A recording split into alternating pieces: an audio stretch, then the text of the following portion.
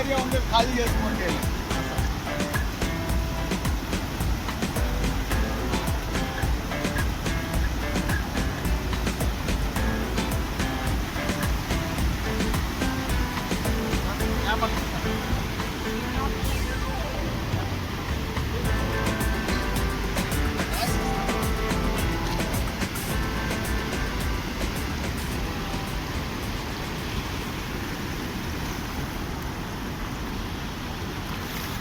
Okay okay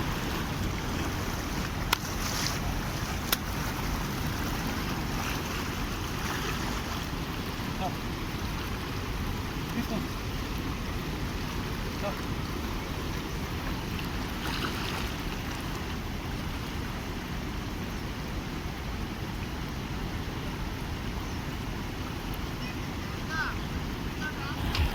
నేను ఒక పర్యావరణవేత్తని.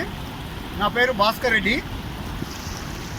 మనము ఇక్కడ మన హిందూపూర్కి ఆంధ్రప్రదేశ్కి ఎంట్రీ టు గంగాదేవి. మనం ఒక మినిస్టర్ కానీ ఒక సీఎం కానీ వస్తే ఎలా వెల్కమ్ చేస్తామో అలా ప్రతి ఒక్కరూ మన గంగాదేవిని మన కర్ణాటక నుంచి ఆంధ్రప్రదేశ్కు వెల్కమ్ చేయడానికి వచ్చాము.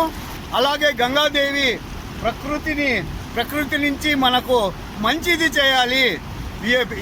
ఎటువంటి పిల్లలకు కానీ పెద్దలకు కానీ మమ్మల్ని బాగా చూసుకో గంగమ్మ తల్లి అని చెప్పేసి ప్రతి ఒక్కరూ వెల్కమ్ చేస్తూ పూజలు చేస్తే చాలా మంచిది జరుగుతుంది. కాబట్టి మన హిందూపూర్కి నియర్ బై వచ్చేసింది. ఇంకా స్టార్టింగ్ ఈరోజు ఇప్పటికీ 3 ఏళ్ళు అయింది రాక.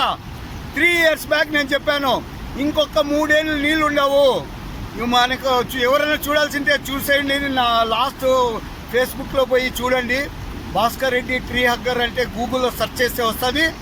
మీరు అక్కడ పోయి లాస్ట్ వీడియో చూడండి, మీకే తెలుస్తుంది.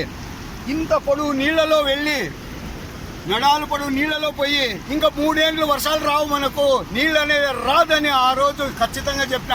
ఈరోజు 3వ సంవత్సరం నీళ్ళు వస్తున్నాయి. అందరూ మజా చేయండి, ఇంకా బాగా ఉంటుంది, పంటలు బాగా పండుతాయి. ప్రతి ఒక్కరూ చల్లగా ఉండాలంటే గంగమ్మ తల్లి చల్లగా చూడాలా. కాబట్టి ప్రతి ఒక్కరూ పూజలు చేస్తూ వెల్కమ్ చేయండి అని చెప్పి ప్రతి ఒక్కరిని పేరు పేరున కోరుచున్నాను. Thank you all.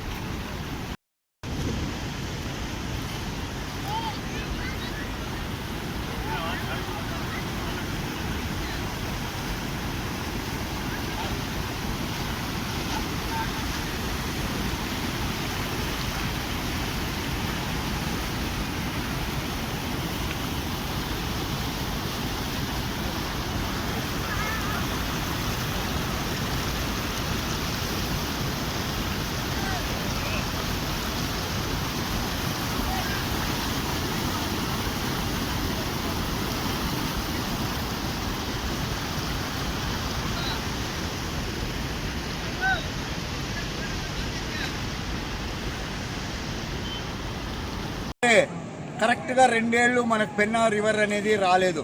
ఈరోజు వస్తుంది. ఈరోజు హిందూపూర్ దగ్గర జయమంగళి దగ్గర ఉన్నాం. ఈ రివర్ స్టార్ట్ అయింది. మనకి ఈ నీళ్లు వెస్టర్న్ ఘాట్స్ నుంచి స్టార్ట్ అవుతాయి, చిక్మంగళూరు నుంచి. ఇది యాక్చువల్గా జీవనది. పెన్నా రివర్ అంటే జీవనది. జీవనది కాస్త నీళ్ళే లేకుండా పోయింది.